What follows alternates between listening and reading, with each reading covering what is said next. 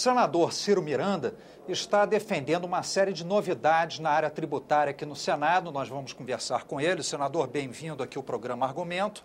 Eu queria começar ponto a ponto, né, para a gente não misturar os assuntos, por essa questão do duty free, que é aquela taxa que a gente paga aqui quando entra de uma viagem no exterior aqui no Brasil. Muita gente hoje em dia, parece que todo brasileiro quase decidiu fazer viagem para o exterior, né? Todo mundo gastando à vontade lá fora. E aí quando... A oportunidade. Isso, aí quando volta, quer comprar ainda mais alguma coisa, né? Floriano Filho, telespectadores do programa Argumento, mais uma vez, é muito bom estar com vocês. É elucidativo e a gente tem a oportunidade de externar aquilo que acontece nas comissões de uma maneira um pouquinho mais ampla. Em relação a esse projeto, o que nos chamou a atenção foi o seguinte: por estarmos até nos aproximando, Copa Confederação, não, mas Copa do Mundo e as Olimpíadas, que vem um fluxo muito grande de turistas.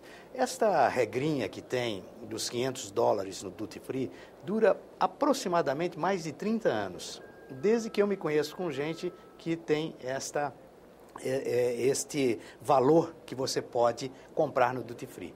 Ora, teve inflação nesses 30 anos, o dólar se desvalorizou e aconteceu um monte de coisa. Daqui um pouquinho o sujeito sai com um perfume do duty free. Então fecha o duty free. É uma maneira que nós temos de fazer com que ou o turista ou o próprio brasileiro, quando retorna, gastar mais aqui do que lá fora. Você dá um atrativo. Então nós nada mais estamos fazendo que pedindo uma correção. A correção certa seria acima de $3.500.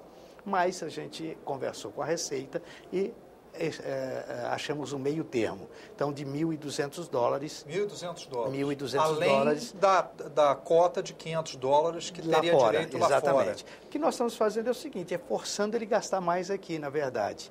E fomentamos com isso os empregos. Não tem impostos, esses produtos são feitos já para que eles sejam barateados e tenham um atrativo de comprar aqui. Então, se você está dando o atrativo, então dê o atrativo direito.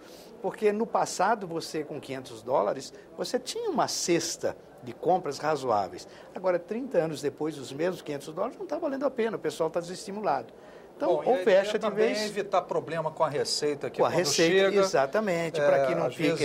Extrapola aquela cota e ele é pego. Então, com isso, dá uma mobilidade maior. Então, ele fica com 1.200 aqui e aqueles 500 lá fora ainda... Eu não quis mexer nos 500 lá fora porque, para mim, não vale a pena que a gente estimule que ele gaste lá, que gaste aqui, certo? Tá então, certo. Com isso, dá uma mobilidade maior. Senador, um outro projeto também, esse primeiro do Duty Free, o senhor é o autor, né? Desse projeto. Agora tem um outro que o senhor está relatando, que é o Simples para padarias.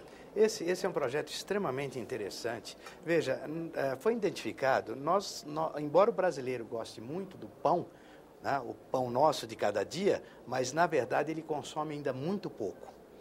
O consumo nosso de pão ainda está entre os países que menos consomem.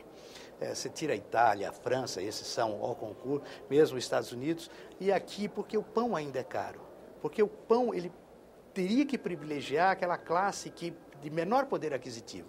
E ele é ainda um produto caro. Então, o que nós fizemos? Nós olhamos para a cesta básica, encaramos o pão como um produto da cesta básica e desoneramos todos aqueles panificadores da indústria da panificação que estão no Simples, que já pagam pouco imposto, tiramos então, nós queríamos tirar a zero o ICM do pão, para contribuir inclusive com a inflação que nós estamos vivendo. Isso é um parênteses que eu faço, um momento preocupante, e o pão tem uma incidência também nessa cesta da inflação, que ele incide na inflação. Eu não sei esse percentual. Não, digo o ICMS do... O ICMS dele girava em torno de entre 7% e 12%, conforme a categoria que ele estava no Simples. Então, zerar não era possível, a lei não permite. Então, nós pusemos um simbólico de 0,5%.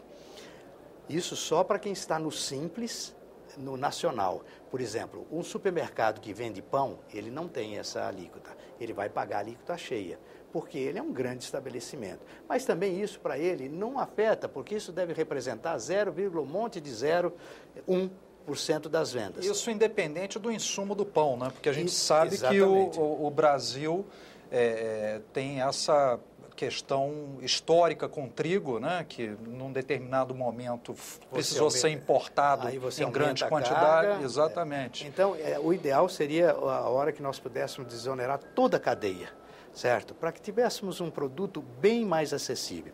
Mas aí aí já envolve uma série de outras coisas e mais sérias, mas aí nós pegamos não só os que são derivados da farinha de trigo, como também da farinha de milho, as broas, etc.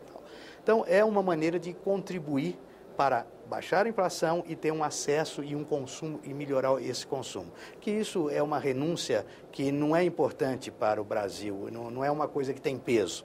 Então, já devíamos ter feito isso há muito tempo, porque o governo desonerou boa parte da cesta básica, mas não incluía o pão como da cesta básica. Por que não? O pão todo mundo consome mas pão. Era uma embora coisa... Embora o senhor diga que ainda o consumo é baixo, mas é aquele que se sente alimentado quando ele faz um sanduíche, ele precisa do pão para qualquer coisa, e com um simples sanduíche barato ele se alimenta. E no fundo ele não estava na cesta básica. Não sei porque isso não ainda tinha sido inserido. Talvez porque esses industriais da panificação estivessem no Simples Nacional, então eles achavam que já estava já tinham esse subsídio, mas não era verdade. É interessante isso, né, senador? Porque até habita lá na Bíblia, né? O pão e o vinho, quer dizer, aí numa cesta básica que não está. Foi muito bem lembrado esse projeto e espero que ele já foi aprovado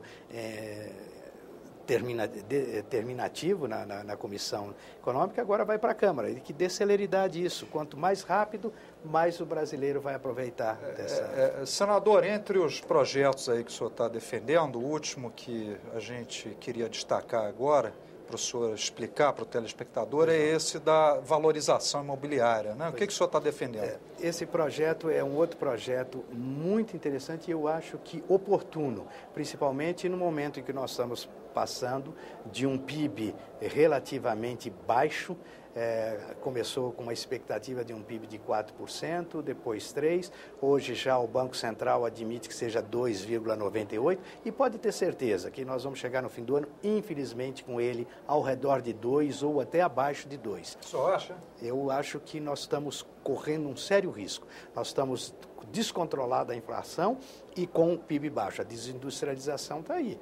É só pegar os índices das indústrias, é temerário o que está acontecendo, mas isso é muito fácil de você entender. O Brasil está inchado. Nós criamos o 39º, nós não, eles criaram o 39º ministério, foi criado estatal, agências, a questão de um mês e pouco passou aqui no Congresso, na CCJ, a aprovação de 7.800 cargos, certo? Depois mais 3.000, quer dizer... Ou seja, o gasto com custeio, né? O que o senhor está dizendo. Então, o que acontece? Se você alimentar essa máquina, você precisa de imposto. Não é baixar os juros. Você tem que trazer um custo Brasil para a nossa realidade. E nós perdemos esse time, porque nós estamos com uma boa arrecadação, mas sempre nós colocando custo. A hora que essa arrecadação deu uma parada, os custos ficaram fixos, então está aí um problema sério que o governo tem que resolver. Ele tem que olhar isso, mas de uma maneira diferente, não é olhando só a taxa de juros.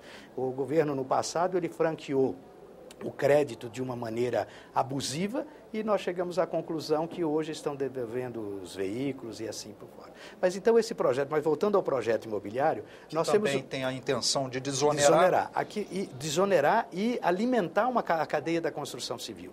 Porque, veja, tem uma lei que você pode vender um imóvel a cada 5 anos sem ser tributado, independente do lucro financeiro que você tem. Nós temos uma legislação muito ruim. Você compra um imóvel hoje, ou comprou no passado, por 100, e 10 anos depois esse imóvel vale 1 milhão. Você não pôde valorizar esse imóvel, nem a inflação em cima dele. E você pode corrigir lá no imposto de renda. Exatamente. Né? E você tem então um gap financeiro que você paga 15%. E na lei diz assim, os imóveis vendidos durante 5 anos, você pode vender um imóvel sem ter essa oneração. Nós fizemos nessa lei agora o segundo imóvel. Você pode vender o segundo imóvel dentro de 5 anos, desde que você, no prazo de 180 dias, aplique num outro imóvel residencial. Aí você paga 50% só do imposto. Nós queríamos zerar, mas a Receita não passaria isso.